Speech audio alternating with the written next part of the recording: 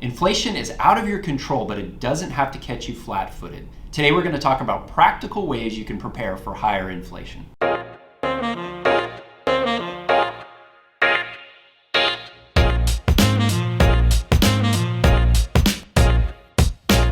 Okay, Alex, inflation has picked up over the past several months. Economists are arguing, is it transitory, is it going to go away, or is it here to stay? But there are certain things that we can be doing to prepare for higher inflation. Absolutely. So let's talk about number one. We talk about getting your finances in order. Yeah, sure. So really at a basic level, to your point, you want to get your household finances in order. And that can be things like if you have any consumer debt, this would be things like credit cards, you want to make sure you get those paid off. If prices do go up in the short term or even in the long term, you don't want to be caught with one, credit card debt, and then two, rising prices, which then causes you to go into more credit card debt along the way. Yeah, and a lot of credit cards and things like that, they have variable interest rates. Yep. Often interest rates come up when inflation goes up, and so you just end up with this high payment.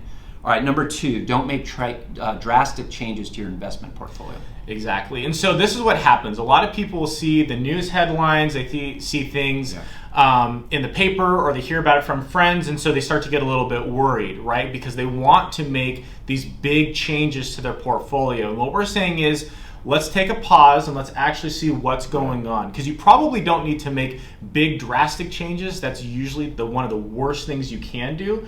But think very strategically about your portfolio.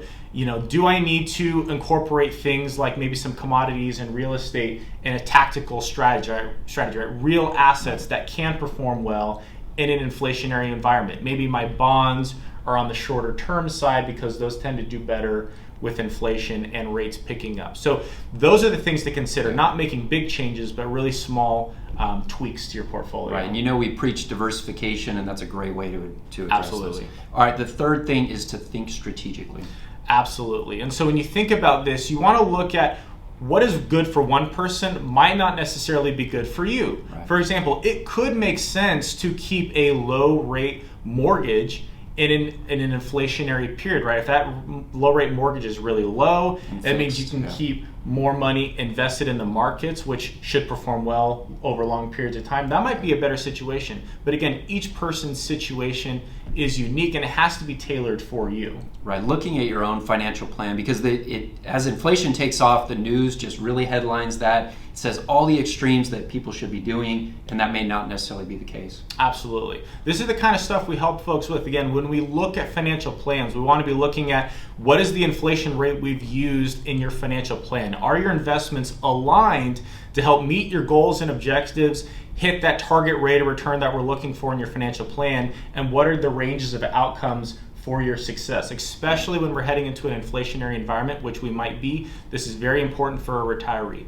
If you'd like to talk to us, give us a call, visit our website. We'd love to talk with you.